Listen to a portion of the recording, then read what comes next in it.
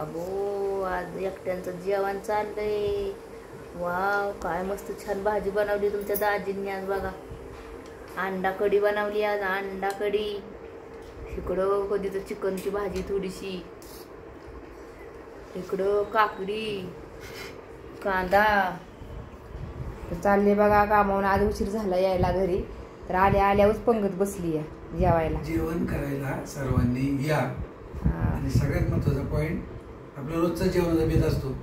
आज तुम्हाला विशेष म्हणजे आता लागली विलक्षण लागलेली. मला हे होईल मात मागाय, तो येईल मत मागाय, कुणाची वाईट व्हायची काही गरज नाही. सगळ्याला हा हा करायचं. तुमच्या मनात काय आहे तुमचं तुम्ही जाऊन मतदान करायचं. हो, तर चला आता मी पण घेते ताट वाढून. हे जेवाय तुम्ही येते. काय इलेक्शन कसं आहे आता, इलेक्शनचं जिकडं तिकडं प्रचार चालू आहे. कसं आहे, योग्य वाटेल त्याच लोकांना आपण मतदान करायचं. आपल्याला असेल ते सगळ्याला हा म्हणायचं. तू कोणाला मतदान करणार?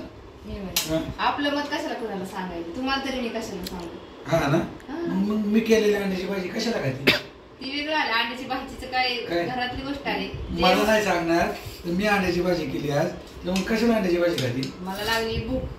दिवसभर नुसते कुरड्या भांडेन घासून माझा जीव झालाय सायरा वायरा. मला तरी मतदान कोणाला करणार हे सांगायला पाहिजे का? नाही सांगणार. माझी अंड्याची भाजी नको. अंड्याची भाजी ना नाही खात, फक्त पोटाला भूक लागली पण खाते आता. असू द्या मित्रांनो, तुमच्याच घरात विचार करा. आपल्याला जवळ कोण आहे, आपल्याला कोणापासून आपलं काम होणार आहे त्यालाच मतदान करा. आजचा आपला विषय एवढाच. कुणाशी वाईटपणा घ्यायची नाही. सगळ्यांशी हसून खेळून राहा आणि सर्वांनी जेवण करा. या अंडा कढी खायला आणि बाजरीची भाकरी. Okay, bye.